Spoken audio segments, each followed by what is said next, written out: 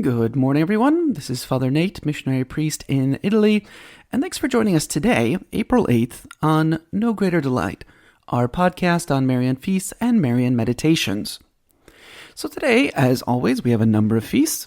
So first off, we'll start with Our Lady of the Valley in Sicily, which takes us to that place in 1040, right?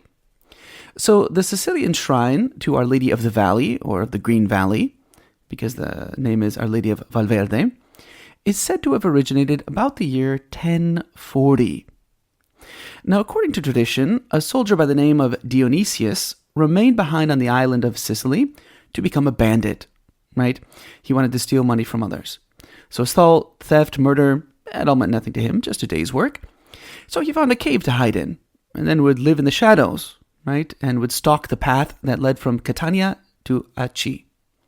He was so active that this region became infamous as the scene of robberies, violence, and murder. And at that time, there was a certain man named Giles who lived in the city of Catania. Now, for business matters, he had to take the trip through that road. Now, while he was aware of the danger, he was also a pious man, greatly devoted to the Blessed Virgin. And so he was convinced that she would watch over him on the journey, right? So as Giles passed through the wood beneath Mount Etna, which is actually a volcano, a bandit barred his way and threatened his life with a dagger. Suddenly the earth shook violently, and a globe of blinding light appeared nearby. From within the light, a woman's voice could be heard. Dionysius, Dionysius, do not touch my devotee. The assassin's arm was frozen by command.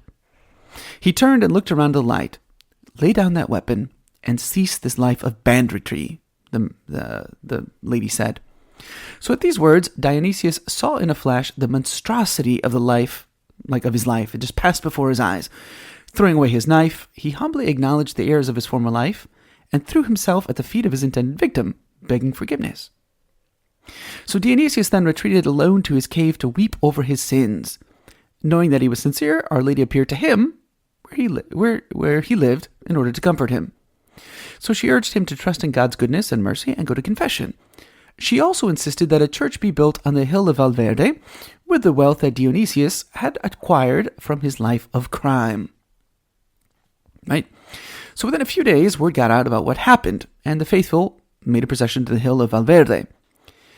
Once they got to the hill, they observed a noisy flock of cranes hovering in the sky before landing on a particular clearing above.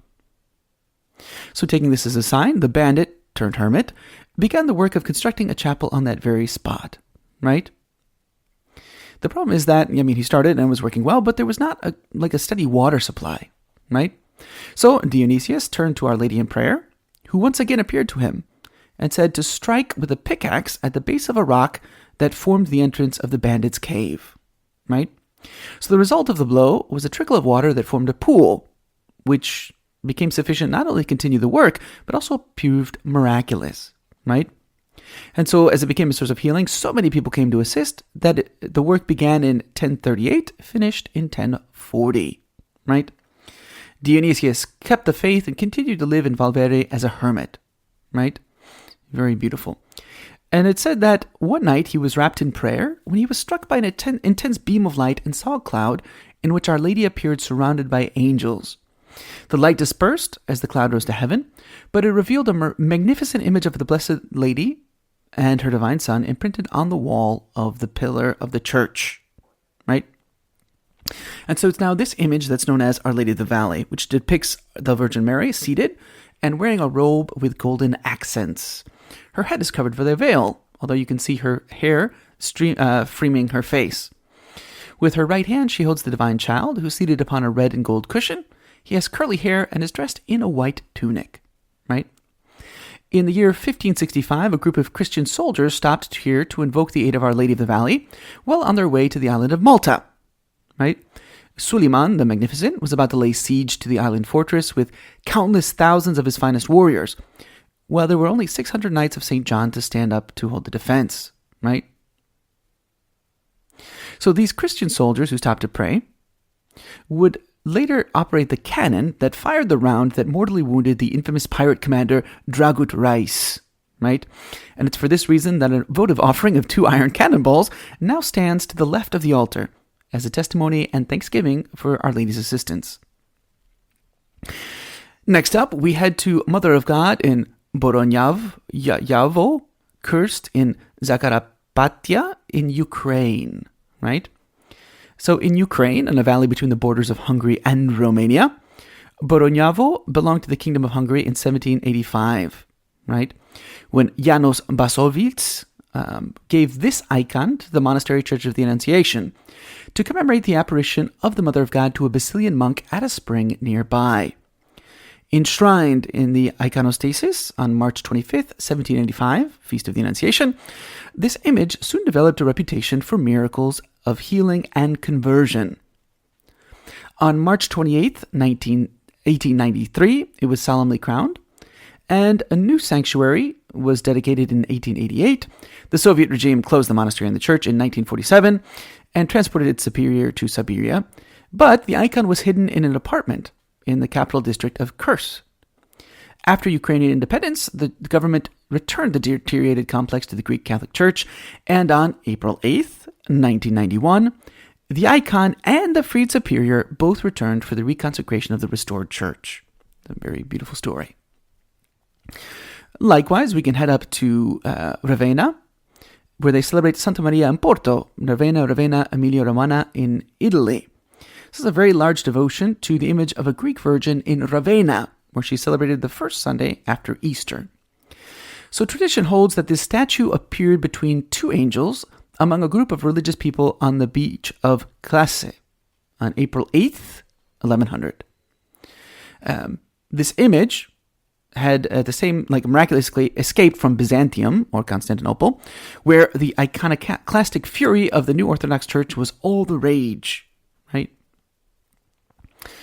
So found by the Peter the Sinner, mentioned by Dante in the Divine Comedy, who would later found the monastery of Santa Maria in Porto, it was then transferred to the city around 1500 and permanently kept in the new church in 1631 on the left wall at the bottom of the transept. And last but not least, also in Italy, we have the first apparition of Our Lady in Basella di Urgagno in Bergamo. So it was April 8th, 1356, when the young Marina di Pietro was in the fields of her fathers, which had been burnt, right? She was very saddened, and she began to cry out to Our Lady. And surprisingly, Our Lady appeared before her and said, "Why are you crying, Marina? This year, you'll see that the harvest will be even more abundant than other years." And she also requested that on the place of her apparition, an old church there should be restored. It had been destroyed and covered with dirt, but she wanted it to be rebuilt. Our Lady would reappear to her on April 17th. So again, that's what we're celebrating today in the Marian world on April 8th. For today's reading from the Imitation of Mary by Alexander de Rouville, we are in Book 4, Our Sentiments Towards Mary, and today we'll consider Chapter 14. It's actually the last chapter in this book, and it's entitled Devotion to Saint Joseph, Husband of the Blessed Virgin. To choose Saint Joseph as our special protector is to offer an especially valued proof of love to Mary Most Holy. We should have great esteem of this saint, for God chose him to watch over the infancy of the Word made flesh and to be witness and protector of his mother's virginity. He kept guard over the true tabernacle of Israel. According to need, he transported the Ark of the New Covenant. He safeguarded the pledge of mankind's salvation and redemption. What a glorious thing it was to have had authority during their earthly life over the Queen of heaven and earth, and over the King of all ages, who alone is immortal and to whom all glory is due. To have an idea of his outstanding merit, we need only consider that he was the husband of Mary. We can judge his virtues by hers, for God gave Mary a husband worthy of her. Reflect also on the fact that the infant Jesus rested so often in Joseph's arms. What feelings this child who was God must have roused in his heart. Joseph lived with him who is the source of all grace, and with her who is, as it were, the channel of its distribution. What spiritual riches he must have received from them. All the virtues, patience, mildness, humility, love of neighbor and God, were his in the highest degree. The Church has built churches to God in St. Joseph's honor.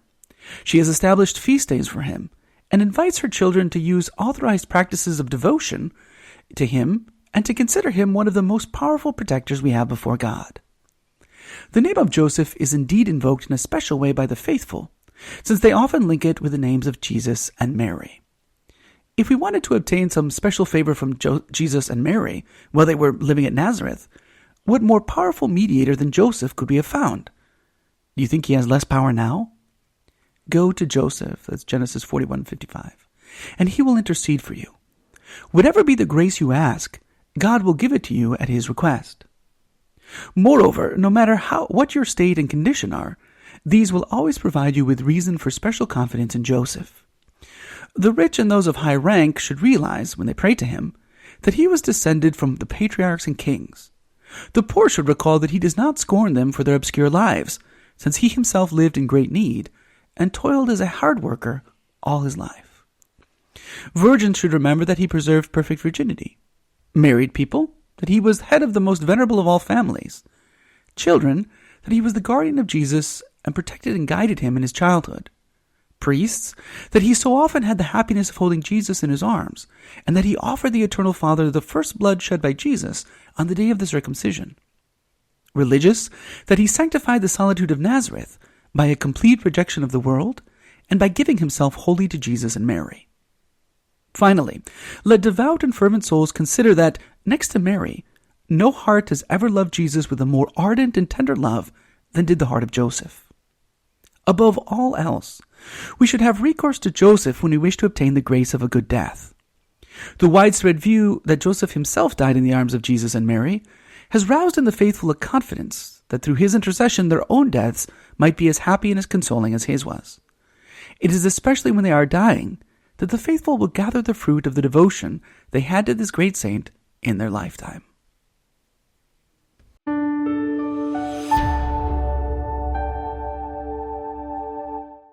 Thank you for listening, and we hope you enjoyed our Marian podcast. As St. John Paul II teaches us, from Mary we learn to love Christ, her Son, the Son of God. Through her intercession, may we grow ever closer to him. We encourage you to share this with a loved one or friend and help spread our devotion to Mary. Thank you, and God bless.